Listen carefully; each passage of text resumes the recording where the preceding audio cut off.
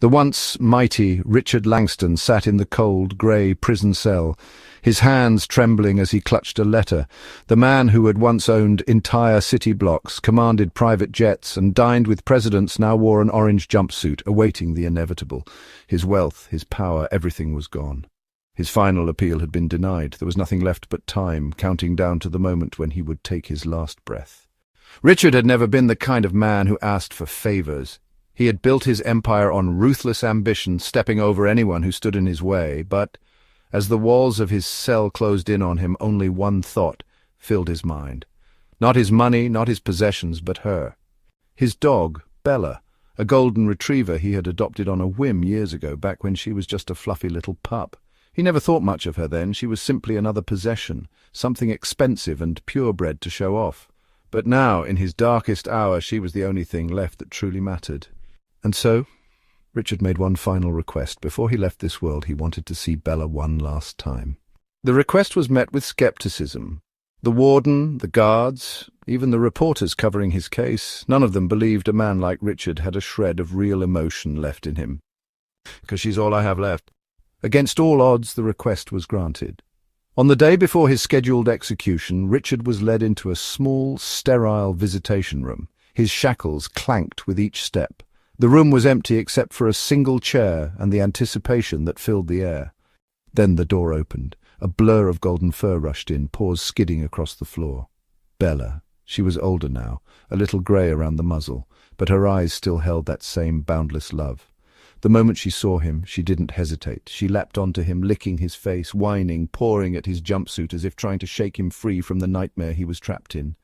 And for the first time in years, decades even, Richard Langston broke down. The billionaire who had never shed a tear at the loss of fortune, who had stood stone-faced at every betrayal and downfall, now wept openly into the soft fur of the only being who had ever truly loved him without conditions. Bella didn't care about his crimes. She didn't care about his money, his reputation, or the bars that separated them. To her, he was still her person. The one who had once played with her in grand marble halls, who had held her when thunderstorms frightened her, who had always come home, even when she could sense he was carrying the weight of the world. For several long minutes, nothing else existed but the man and his dog. But then something strange happened. Bella started acting restless, pawing at Richard's jumpsuit, sniffing around his chest with urgency. She let out a soft, worried whine and backed up slightly, staring at him. The guards looking concerned. Is something wrong with the dog? Richard, I don't know. She's never done this before." The warden, watching from the side, narrowed his eyes. "Warden, get a doctor in here." Minutes later, a prison medic arrived. He checked Richard's vitals, frowning as he pressed a hand to his chest. "Doctor, his heartbeat is irregular. We need to get him to the infirmary, now." Confused murmurs filled the room as Richard was rushed away, Bella barking wildly, trying to follow. Within minutes, a full examination was underway. The diagnosis was chilling, a severe and previously undetected heart condition. One that, had it gone unnoticed, would have killed Richard within hours before his scheduled execution. A silence filled the infirmary as the realization sank in.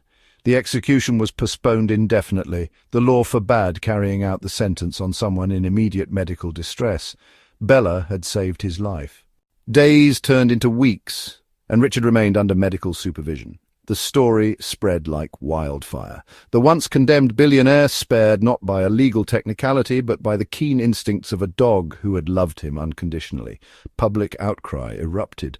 People who had once called him a monster now debated whether a man who had been given such a miraculous second chance should still face the ultimate punishment. Petitions were signed. Lawyers fought his case again, and in a twist no one could have predicted, his sentence was commuted to life in prison rather than execution. But Richard didn't care about the headlines, the debates, or the politics. All he cared about was Bella. She visited him regularly, tail wagging, her eyes always filled with love, and every time she did, Richard would sit with her for hours, whispering apologies into her fur, promising to be the man she had always believed him to be. He had spent his life chasing money, power, and control, but in the end it was love, pure, unshaken, and unconditional, that saved him. And for the first time in his life, Richard Langston finally understood what truly mattered.